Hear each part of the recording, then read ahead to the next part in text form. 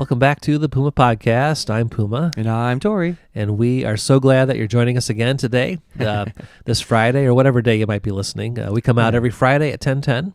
And if you happen to catch us on Friday or on a Sunday or whenever, we're just glad that you're joining us today. We so are.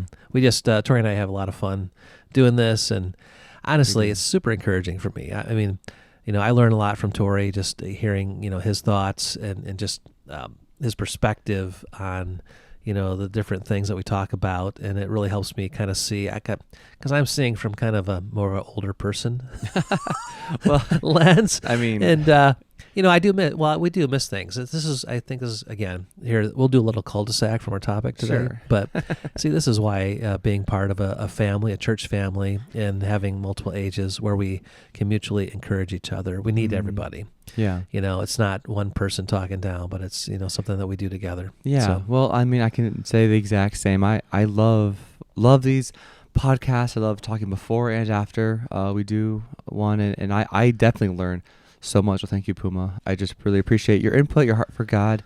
You're very gifted. God's gifted you in pulling out the heart of God in passages, I think. And I think you're absolutely right. I think that we need a diversity in the church, and I'm not necessarily speaking like ethnicity, but age. I mean, the body of Christ is not just millennials. It's not just teens. It's not just X or it's. We need everybody. Right. We need everybody, but also the church is not just age, but also different people groups, different ethnicities, cultures. And the Bible has two big categories: Jew and Gentile. Yeah, there's Jews, and then there's everyone else. And so that's kind of one of the big distinctions that we see in the Bible. And last week we were looking at the God of the Old Testament. Is he a God who shows favoritism or racism? Yeah. Like only favors the Jews but doesn't like Gentiles and hates Gentiles, and just that caricature that certain people have. And it's so easy because we have that perspective towards certain people, and we project that onto God, and we tend to then read our perspective back into the Bible. When we see something, we expect God to act like us. And so last week we saw that God, like with the people of Nineveh, the Assyrians, he's a God of grace and compassion, slow to anger, bounding in love, forgiving sin, wickedness, rebellion, and yet he does not leave the guilty unpunished. And that's not just true for Jewish people, but that was also true for Gentiles. Yes. And as we saw last week, that's why Jonah got mad, because he didn't want God to be God with the Gentiles. So today we want to kind of do a part 2 of that. And we're going to kind of get into the New Testament a little bit today, but it's in the New Testament, but it is because it's the flood of the Old Testament perspective of God's view of Gentiles that floods into the New Testament. And so we want to look at, an account that, some people use to justify our bad perspectives. Yes. Sometimes. Yeah, it is amazing. This story, I hear it all the time, maybe because we both work with youth, but some people use it as a justification to get mad, a justification. I have a right to not care about certain people. Yeah, or even misuse it. I actually looked this up a while back, different podcasts, different sermons, and I've heard some pastors, probably well-intentioned, taking this to mean something completely different, I think. That you can't do certain things in church and all that. But controversy. Podcast controversy. Very controversial. Yeah. Let's dive into this potentially controversial podcast. I don't think it's controversial, but I do disagree with how some other people interpret this. Yes. Yep. All right, well, let's dive in.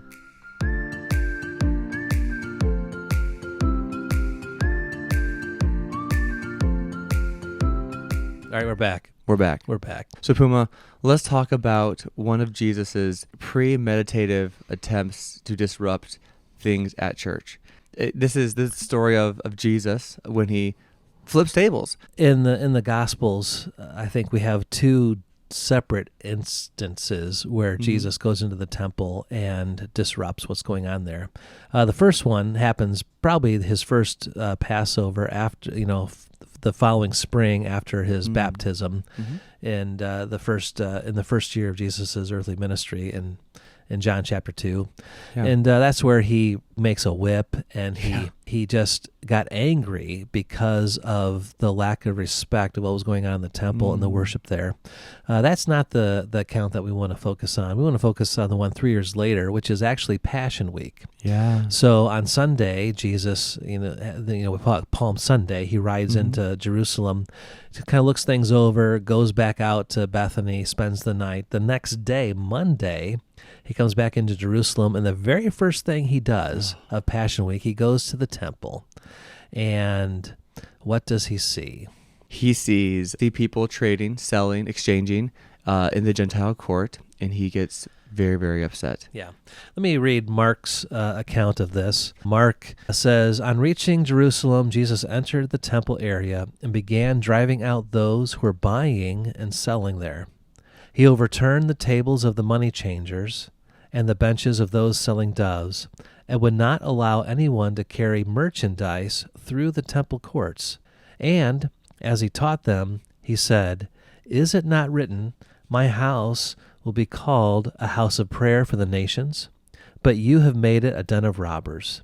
The chief priests and the teachers of the law heard this and began looking for a way to kill him, for they feared him.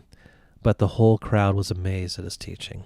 Yeah. So Jesus goes into the temple, and for you and I, we have such a lack of understanding perspective of even just what that means to go into the temple. Yeah. So right. like, what was it like for the Jewish person, Tory? What was the temple to them? Like, what significance did it have in their life? It was everything. For the Jew, the temple was absolutely everything. Their faith hinged the holies of holies, where God literally dwelt, where their God literally dwelt. The temple was a place where you could be right with God.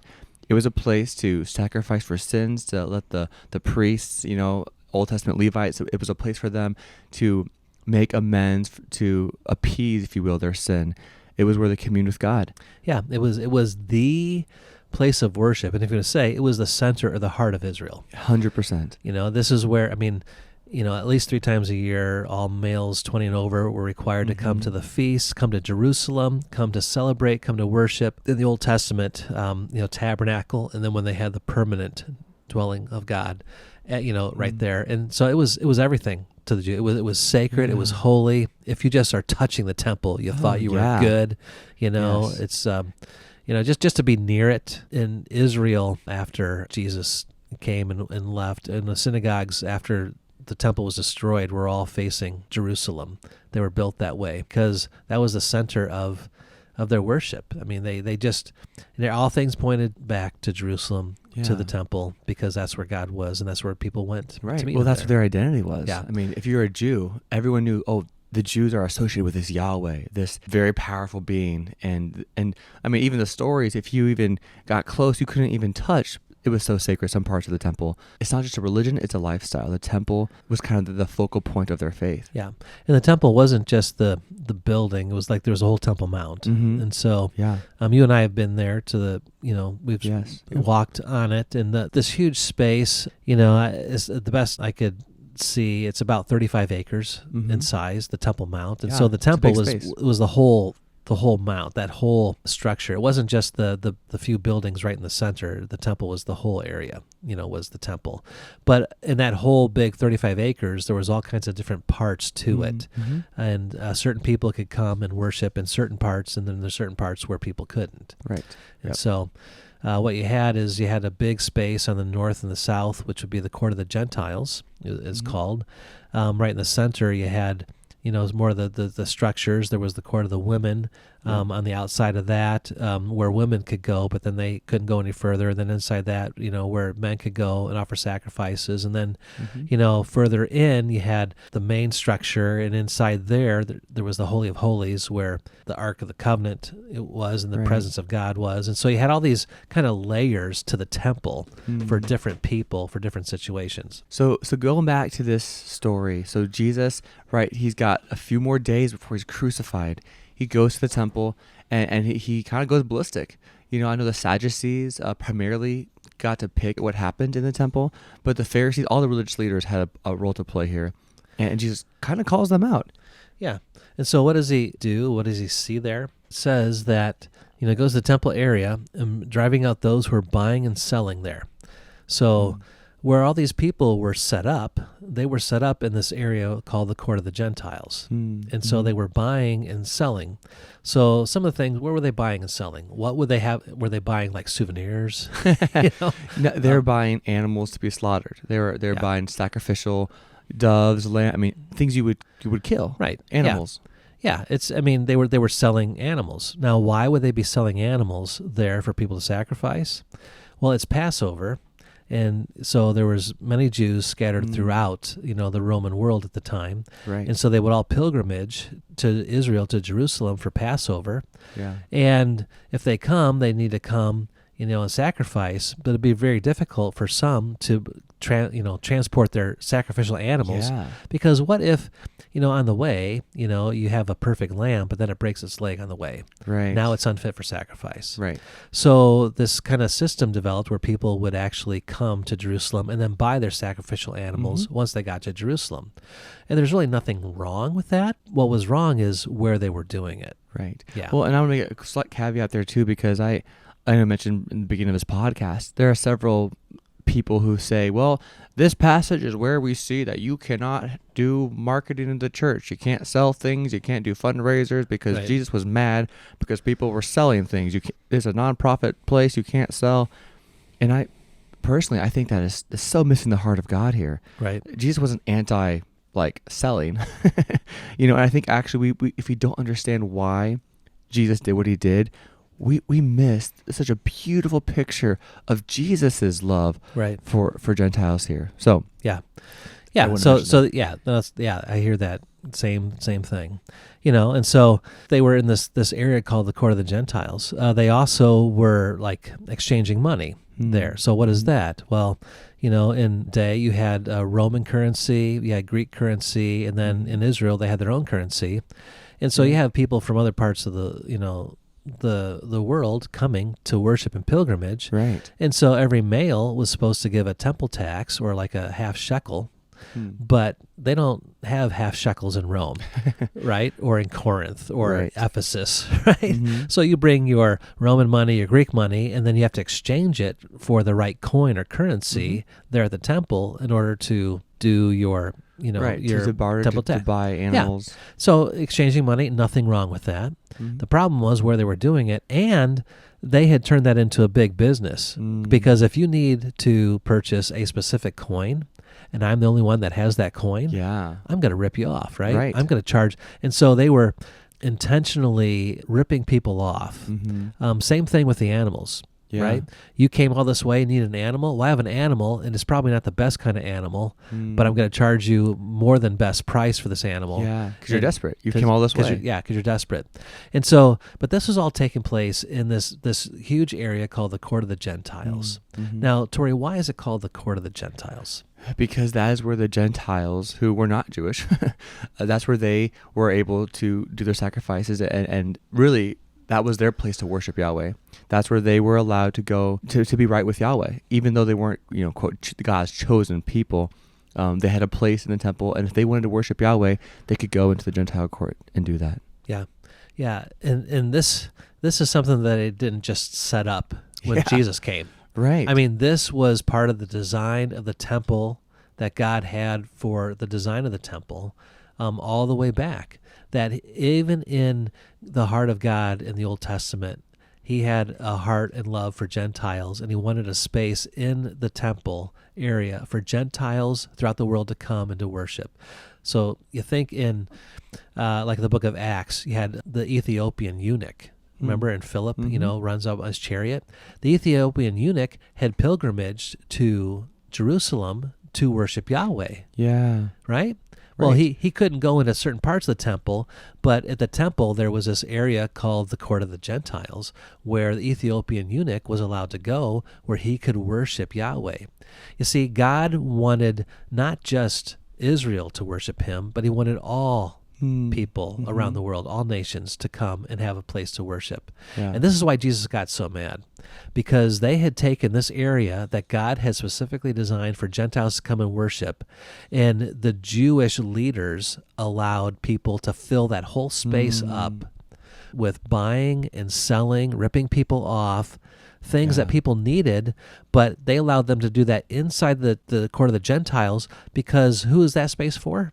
It's for the Gentiles. Yeah, that space wasn't for the Jews. Had their own space. Yeah. So they were fine having their own space, but they used the space that was specifically set aside for the Gentiles to come and worship. They filled that up so much so that Gentiles no longer had an opportunity to do what?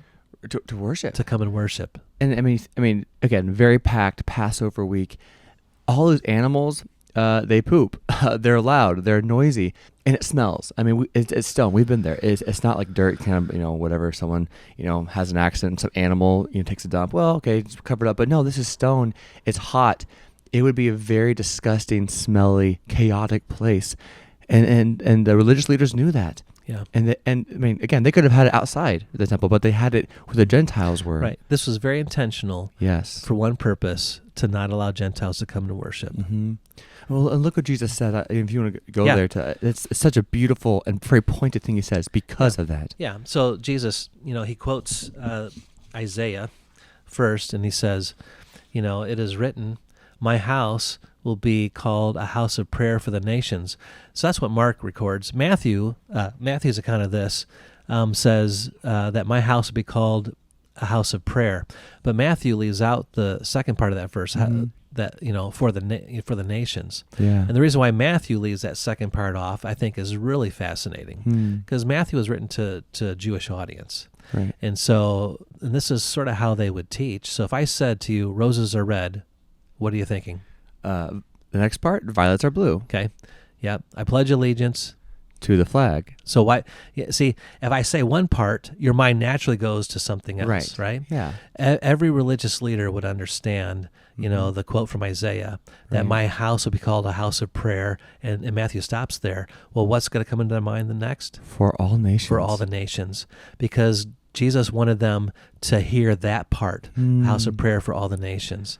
You see, the temple wasn't just for Israel, it was for all the nations. Yeah. God had intended it that way. But Israel, in their prejudice against Gentiles, they were okay with the court of the Gentiles because they didn't need that area. Right. So they'll fill that area up with all of their abuses of the sacrificial system, their abuses of the money exchanging and taking advantage of people, so that Gentiles would not have a space to worship. And that is what got Jesus so passionate, because he said, my Father's house will be called a house of prayer for the nations.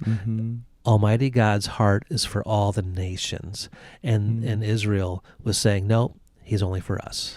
Yeah, the racist people were the Pharisees. It was the religious leaders. Right. They were the ones who clearly didn't like the Gentiles. But even though the Old Testament allowed Gentiles to worship in the temple, we're going to make it difficult and hard and even cheat them. So even if they wanted to, they're going to go broke doing that. Right. Wow. And then Jesus quotes Jeremiah, where he says that you have made my house a den of robbers.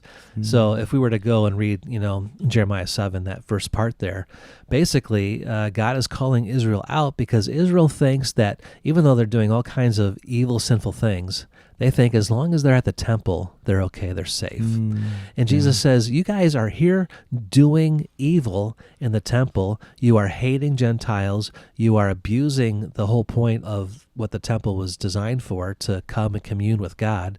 You're ripping people off financially. You're doing all this evil, but you think because it's happening at the temple, you're okay. It's like the people, I've had a rotten week, but I came on Sunday morning, so I feel like I'm okay with God. Yeah. Right? I mean, we have this false, this idea that a den of robbers are robbers, but they think when they're in their den that they're safe. Right. Jesus was calling out the pride and arrogance of we are better than, it's really racist. Like we are the elite, we are the special people, everyone else is subpar. Right. And I love how Jesus got angry, and I think this is, not to get super psychology, although I love psychology, but Jesus' anger reveals what he loves. Right. God's anger reveals what he cares about. And even in the brain, the amygdala lights up.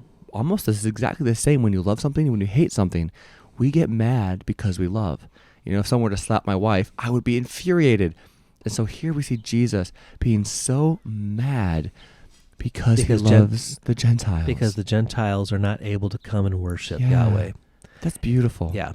And so this is really why. So you see the passion of Jesus. I call this Passion Week, right? The last week of his life, because a few days later Jesus goes to the cross. Is he going to the cross just for the Jew?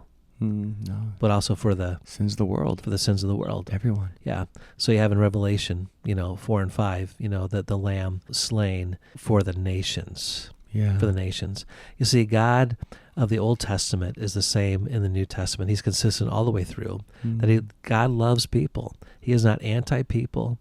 And this idea that Jesus would get passionately upset because the Father is not being allowed to be worshipped by the Gentiles because of the prejudice and the intentionality of the Jewish leaders to keep the Gentiles out. Yeah. No, that's awesome. I just love how even the Old Testament, the temple itself was set up so Gentiles could worship God. Yeah. All right, Tory. So what would be a good AQ for us today? Yeah. In light of everything that's been shared, I think for me, the biggest takeaway and really a question of reflection and even conviction is, do I just love and invite and welcome people that I like?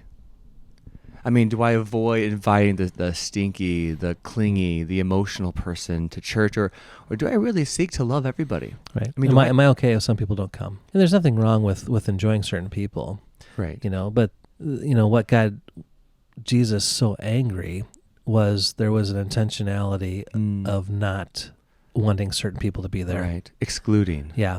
Like an intentionally excluding. I mean, sometimes we can, maybe unaware that not letting somebody in. But this was intentional. This was intentionally choosing to not love certain people and feeling okay about it because we were at church. Right. Yeah, exactly. Right? Yeah. Because I'm a Christian and I'm doing a Christian-y thing, I feel justified at my not loving you. Yeah. Yeah, so that's I think the AQ question. Do we exclude people and only pick our favorites when it comes to not just worship, but even fellowship? I mean, even the community part. Do we intentionally not invite others? Yeah. Does my heart hurt when people are not allowed to worship Jesus? Mm-hmm. Yeah. Or am I okay with it as long as it's convenient for me? Right. Yeah. Do I like worshiping God with my people or with everyone? Yeah, it's a good question. Thank you, Puma. It's a good something to ponder. I love how much God's heart hurt for the Gentiles because he loved them. Right. And I think what I hurt for, what makes me mad reveals what I love. Right. Yep. And so Jesus wasn't mad that they were buying and selling. He was mad that they were not allowing Gentiles to worship. Yeah. And they were sinning against people in the process. Yeah. Yeah. I want to get upset when I see people intentionally excluding others. I mean, that should make me upset because God loves everybody. Yeah. Yeah. Well, thank you, Puma. And guys, thank you so much for joining us too. Yeah, we just so appreciate you guys' feedback and even the emails we've gotten. Just thank you for what your comments. I really do appreciate your guys' input. And also just this journey, God, the God of the Old Testament is very much the God of the New Testament, and his love for everyone, it really humbles me.